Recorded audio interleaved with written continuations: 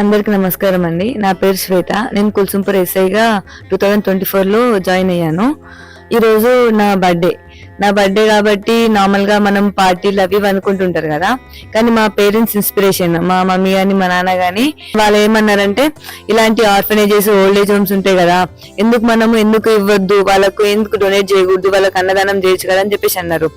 మా పేరెంట్స్ వాళ్ళ ఆలోచనతోటి నేను నా బర్త్డే కాబట్టి బయట ఎందుకు మనం మనీ పెట్టి వేస్ట్ అని చెప్పేసి వీళ్ళకు డొనేషన్ అంటే యాజ్ ఒక అన్నం, ఈ రోజు అన్నదానం వన్ డే చేసిన చాలా అనుకోని చెప్పి ఈ రోజు నేను మా మమ్మీ మా చెల్లెలతో వచ్చిన. మా ఫాదర్ కొంచెం బిజీ ఉండి విలేజ్ లో ఉన్నారు. కానీ ఇప్పుడు వచ్చిన తర్వాత స్టార్టింగ్ ఫస్ట్ రాగానే మనకు టెంపుల్ అట్మాస్ఫియర్, దాన్ని బట్టి చెప్పొచ్చు ఈ యొక్క అట్మాస్ఫియర్ ఎంత మంచిగా ఉంది అనేది. లోపలికి రాగానే మనము అందరికి అన్నదానము అంటే అన్నం ఆల్రెడీ వీళ్ళు రెడీ చేసి పెట్టారు. ఆ పెట్టడం గానీ, ఆ రైస్ గానీ, ఆ కర్రీస్ గానీ, వాళ్ళకు పెట్టే విధానం గానీ చాలా బాగుంది. ఇంకా పైకి వెళ్ళి చూడడం జరిగింది. అంటే ఫ్లోర్ వైజ్ ఫస్ట్ ఫ్లోర్ లో మొత్తం విమెన్ సెక్షన్ ఉంది, దెన్ నెక్స్ట్ మెన్ సెక్షన్ ఉంది, సపరేట్ విమెన్ కి మెన్ సపరేట్. దాంతో పాటు ఇంకా మెయిన్ చెప్పాలంటే హాస్పిటల్.